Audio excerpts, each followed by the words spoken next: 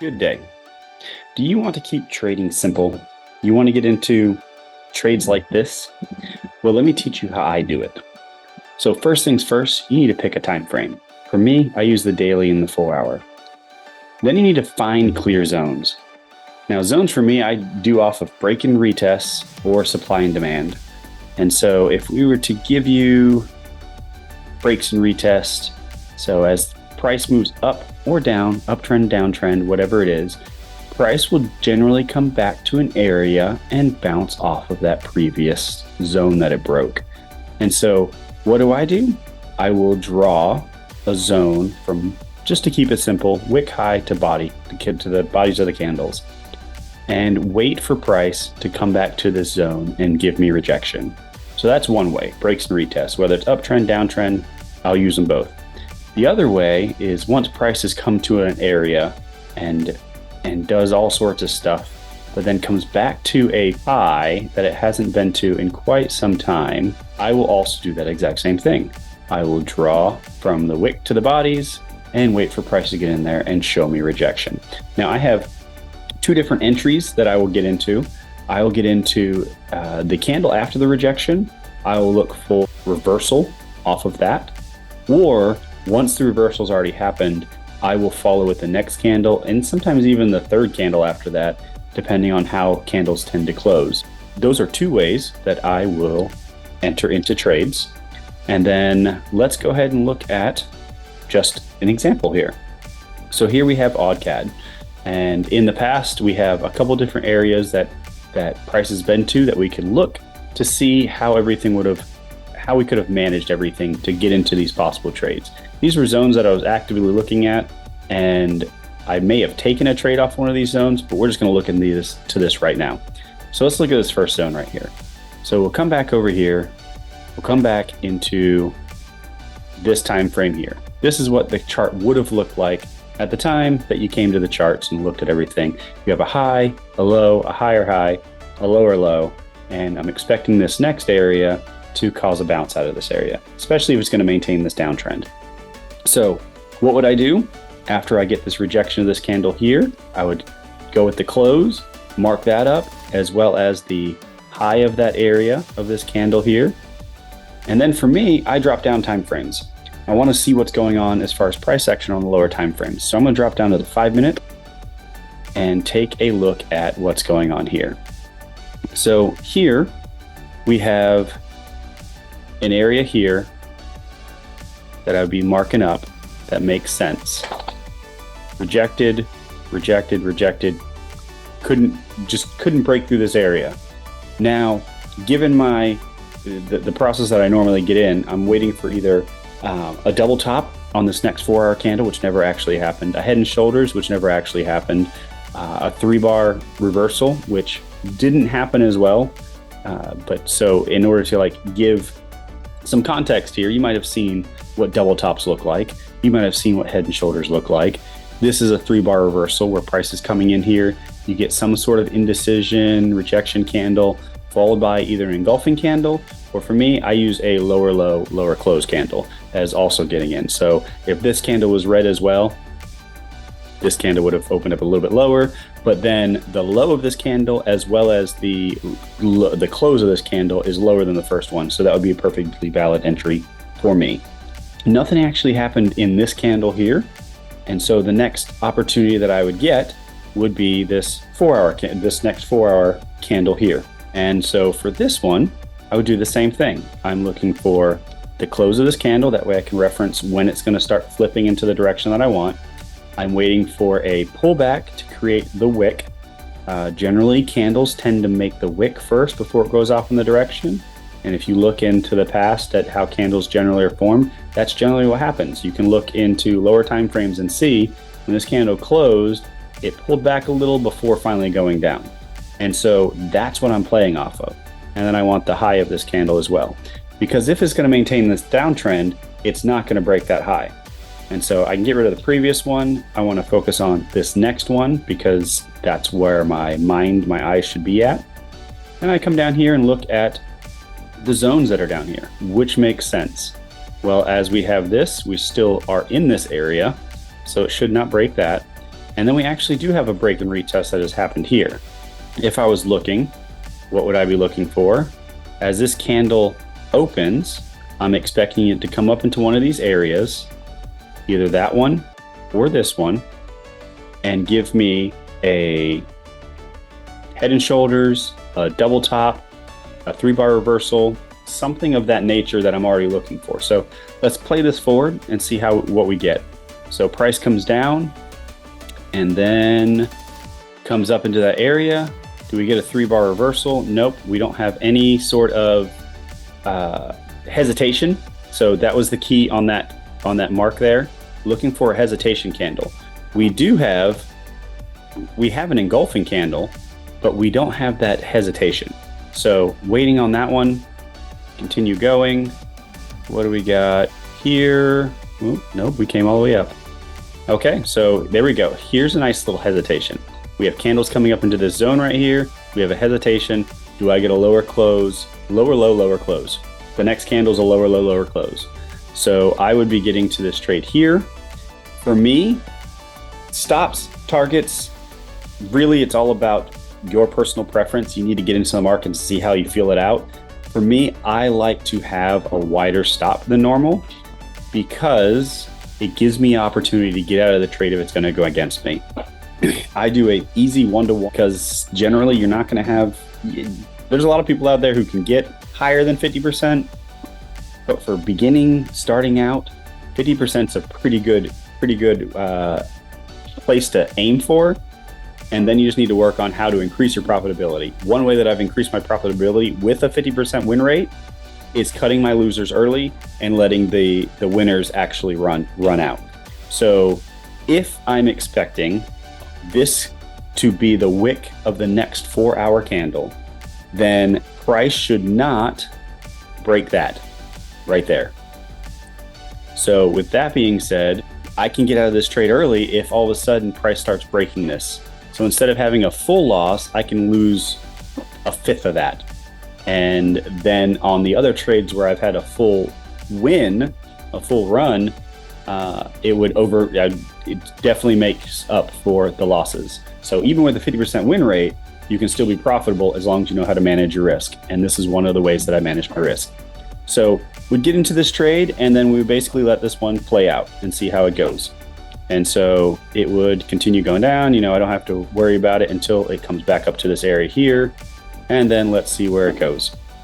It comes back up. Cool. Well, let's see. Come on. Are you going to close it? There we go. Or don't pause. That's fine. You're really not going to stop. Okay. So since trading, you did not want to work with me. Let's go back to the 4-hour and see what that looked like. Oh, there it is on the 4-hour. It would have been a successful trade. No problems there. Move on to the next one, just for iteration. So let's come here and we'll look directly at another zone. Price comes in here, comes back up to this area, gives rejection. Why is this area important? Well, this was the previous high that created the low. So if it's going to maintain this downtrend, it shouldn't break this area here. This is still a nice solid area here. You could probably include, the only reason to include this up in here would be for like just your visual stop loss to make sure that you're keeping track that price could come up into that area as well. So let's look here. Mark up this area here, mark up the high and 50%. I like 50% of the wick and I like 50% of a candle, depending on which direction I'm going with. So as you can tell, 50% of a candle is sometimes where the wick will go, and 50% of there's another 50% candle. Sometimes 50% of the previous wick is sometimes where it'll go as well. So mark up those areas, and then really, I'm just going to jump down to the 5-minute and see what makes sense. If the candle doesn't make sense, like this would have made sense for that area, but now it doesn't make sense anymore. So get rid of it. What makes sense? Well, this area right here makes sense. Whereas, where am I expecting price to go? This is going to be the flip. A couple different ways I can work on that. I already have areas that I'm looking at as far as particular patterns that I might be looking for. But one of the other things that I can do is if I'm expecting this to be the flip, the other thing I can do is once price starts moving, generally you might get a little pull down before it comes up here and does something as far as creating its wick, whatever that looks like. If price is going to continue in this uptrend, then this area right here, it shouldn't break. So with that being said, once I believe the wick has already been created and I believe it's going to be going down, what I can do is I can then wait and set, basically I'm going to be setting my order here for once it breaks this area here, I feel like I'm in the clear. Why? Because it's broken out of this structure and looks like, based upon the higher time frame, that it's going to continue down. So that's one way I'll look at it. Once again, the other one being the different entry patterns that we saw earlier. So let's see how this plays out. So it does, it drops really low. So it drops really low, comes down, we'll come back up. Are we going to get anything into this area here? So we have a rejection there, and then, nope, what do we got? Nothing there. I need a lower low, lower close. There's a lower low, lower close. So we had some rejection here, multiple wick rejections, indecision candles. Now we have a lower low, lower close. What does that look like? Taking a sell here. Once again, I like to have my stops in a pretty good distance away. That way it's more manageable if this decides to go against me. And with it being a 1-to-1, yeah, I should be good to go. So there's that. Let's see how this plays out. We're going to go candle by candle now, since the replay button doesn't seem to want to work really well. Moving through, candles come down. Where are we going? We'll be sitting in this trade for a little while, but then eventually it rolls over. Cool. So there's that. Jump out to the 4-hour. What do we got? That's what that trade looks like. Where are we going from here? Prices bounce. It's come deep back into this retest area here.